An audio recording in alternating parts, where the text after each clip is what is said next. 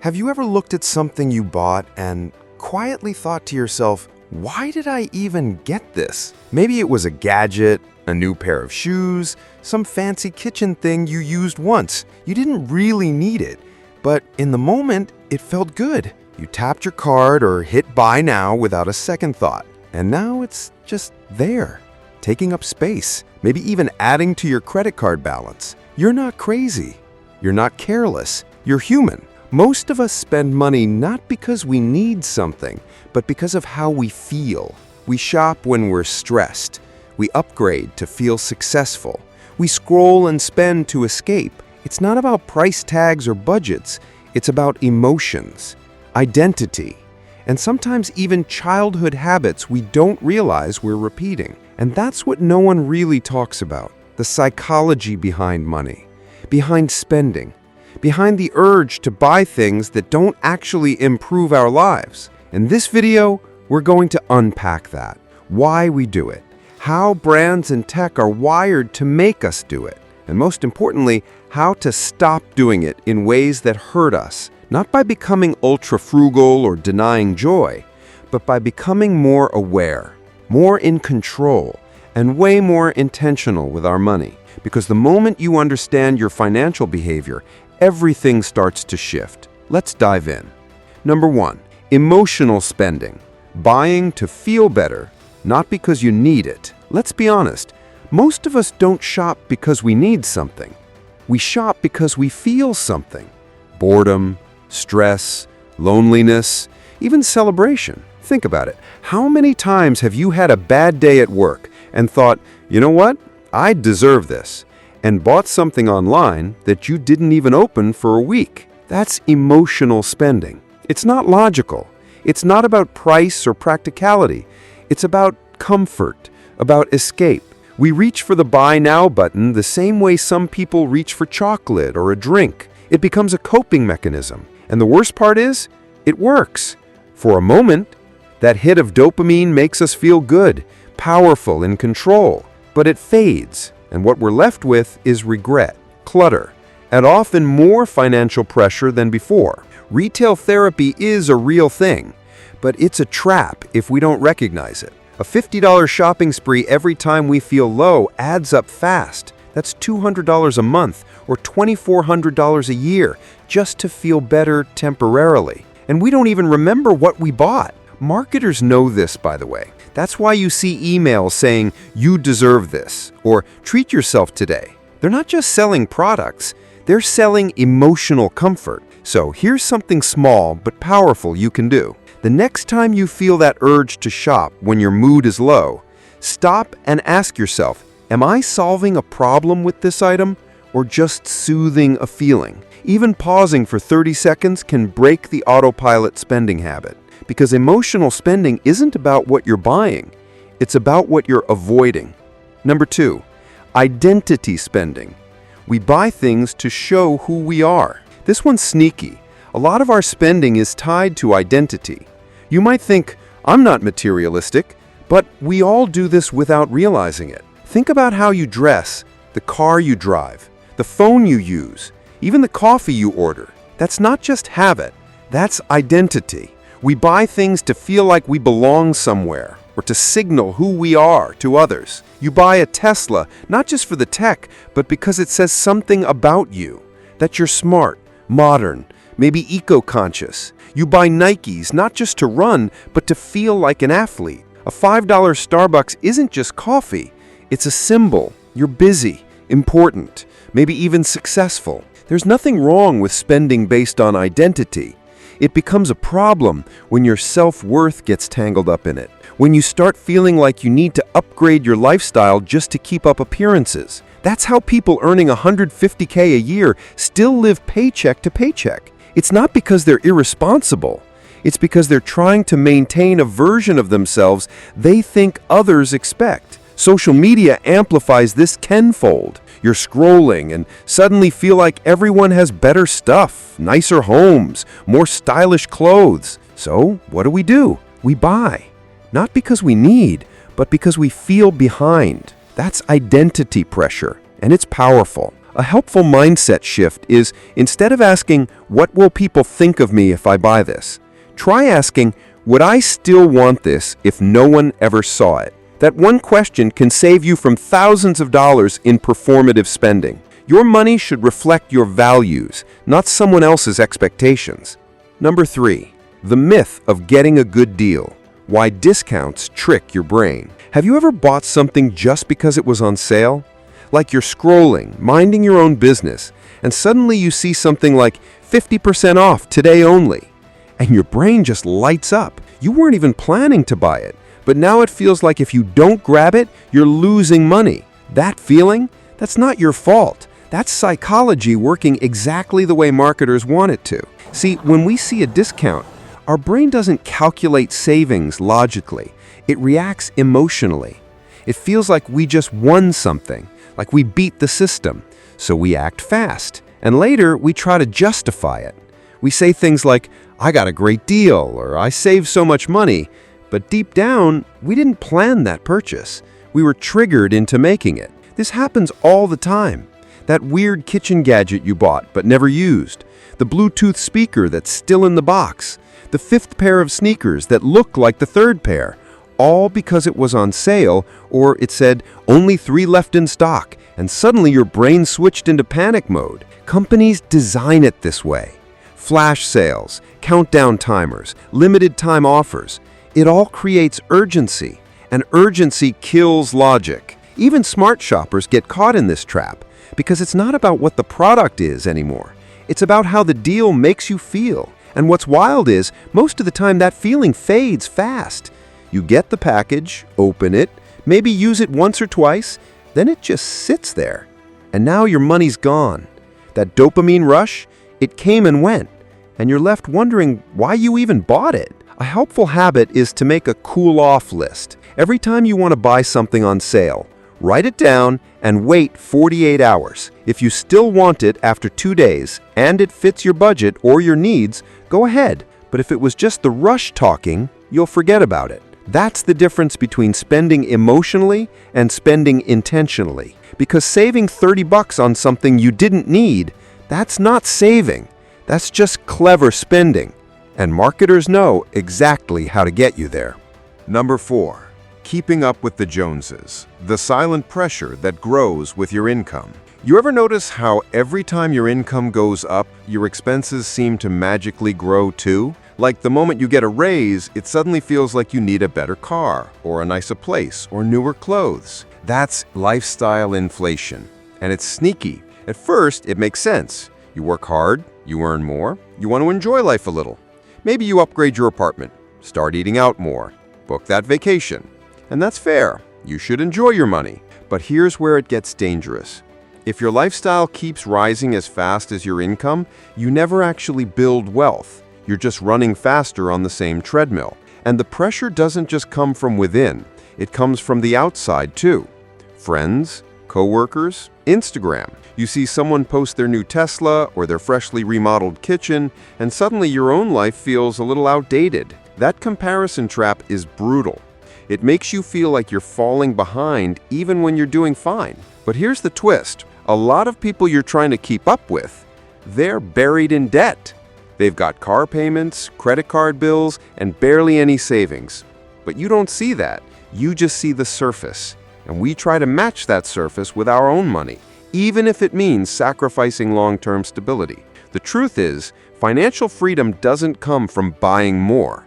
It comes from spending less than you make and saving the difference. That gap between what you earn and what you live on, that's where the freedom is. One powerful mindset shift is to treat income boosts like opportunities to build cushion, not to upgrade everything. So next time your paycheck increases, try this. Instead of immediately buying something new, increase your investment contributions or stash a chunk into a high-yield savings account. Make those upgrades only when they don't mess with your savings goals. Because staying rich isn't about looking rich. It's about having options.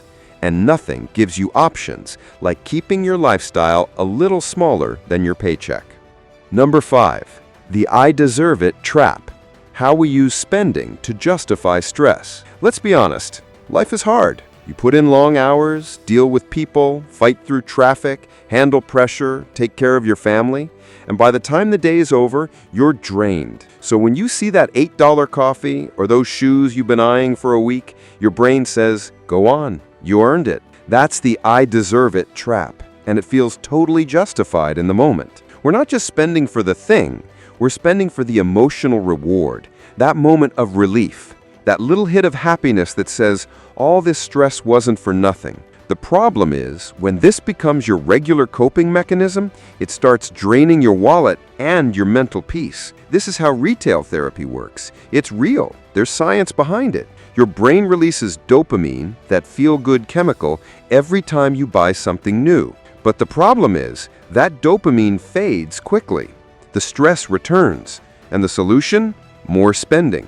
It becomes a cycle. Ever notice how something small turns into a shopping spree? Like you just wanted to pick up a pair of earbuds, but now your cart has a hoodie, a fancy water bottle, and that extra phone case you don't need. That's not bad luck. That's designed behavior. Shopping platforms are built to guide you into emotional spending. They know you're tired. They know your brain is hungry for a hit of feeling better. But here's the thing no one tells you. You don't need to earn self-care through spending. You deserve peace and rest without a price tag. A walk, a phone call with someone you like, journaling for 5 minutes, even just taking a break and doing nothing for once. All of those things give you something money can't. True reset. Next time you're about to buy something because you're stressed or tired, try asking yourself, would I still want this if I felt calm and rested right now? That question alone can pull you out of the emotional haze. And when you do spend, it's no longer an escape, it's a choice. Because you do deserve better, but not at the cost of future regret. Number 6, more stuff, less satisfaction. Why owning more rarely makes us happier. You've probably felt this too. That rush when a package arrives. That feeling of excitement when you open a box and pull out something new. For a moment, it feels like life just got a little better. But then what? A few days later, it blends into the background, and you're looking for the next thing. That's hedonic adaptation. The idea that we get used to new things faster than we expect. It's wild how quickly new becomes normal. You buy a nicer phone, and for a week you're obsessed with it. Then it's just your phone. Same with clothes, shoes, gadgets, even cars. The novelty fades, and now you're chasing that next hit of excitement again. And here's where it gets tricky. We think more stuff equals more happiness. But study after study shows the opposite. Beyond a certain point, once your basic needs are met, more things don't add much to your happiness. In fact, they can do the opposite. More clutter, more responsibility, more decision fatigue. Think about it. How much time do we waste organizing, cleaning, charging, updating, or even just choosing between all the stuff we own? Our attention gets spread thin. Our space feels crowded. And that mental weight shows up in ways we don't even notice. Poor sleep, constant distraction, that nagging feeling of overwhelm. It's not that stuff is bad, it's just that too much of it takes up space, physically and emotionally. And when everything's important, nothing is. Here's a shift worth trying. Instead of asking, what else do I want to buy? Try asking, what am I still using and loving from the last thing I bought? That one question brings clarity. It reminds you of the value you already have. It makes future buying decisions sharper, cleaner, calmer, because joy doesn't come from owning everything. It comes from appreciating enough. Number 7, the social comparison loop. Why we spend to keep up. You ever scroll through Instagram and see someone vacationing in Greece, sipping cocktails on a rooftop, or showing off their brand new car? And for a second, you feel this little mix of envy and pressure, like, dang, what am I even doing with my life? Yeah, that's not just a casual thought. That's the comparison loop kicking in, and it's powerful. We used to compare ourselves to our neighbors. Now we compare ourselves to the entire internet. Influencers, celebrities, and even random people who just happen to post at the right time. And the crazy part, a lot of that lifestyle you see is financed by credit cards and debt. But our brains don't register that. All we see is, they have it, I don't. I'm behind. That's when the spending starts. Not because you need it, not even because you truly want it, but because you don't want to feel left out. So you upgrade your car, your wardrobe, your watch, not for joy, but for validation, to feel like you belong in the world that's constantly showing you its highlight reel. But here's what most people don't realize. The people who are truly wealthy, the ones with freedom, not just flex, they're not trying to prove anything. You might walk right past them and never know it, because real wealth is invisible. It's peace of mind, it's options, it's time. And if you're always trying to keep up with someone else's version of success, you're never building your own. Try this mental shift. Instead of saying, "Why don't I have what they have?" ask, "What do I actually want and why?" Strip away the noise. Get honest with yourself, because comparison is a thief, not just of joy, but of your own financial path. Number 8, the power of awareness. How to regain control of your money habits. Here's the truth. Most of us aren't overspending because we're reckless. We're overspending because we're unconscious. We swipe cards, tap phones, click buy now, all without even realizing it. It's become so easy, so frictionless, that money almost feels imaginary until the bill shows up. That's why awareness is the starting point. Not budgeting, not cutting lattes, awareness. The simple act of noticing. Where is your money actually going? What triggers your spending? Is it boredom, stress, insecurity, loneliness? You don't need a spreadsheet to figure that out. Just start tracking your emotions when you spend. Keep a small journal for a week. Every time you buy something, write down how you felt before and after. That alone will shock you. You'll start to see patterns like how you always order food when you're tired, or how Amazon becomes your therapist after a bad day. And here's the magic. Once you're aware, you start to pause. That pause creates power. You begin asking better questions. Do I need this? Will I care about it in a week? Is there something else I really want long term? It's not about guilt, it's about choice. Conscious spending doesn't mean never buying anything fun.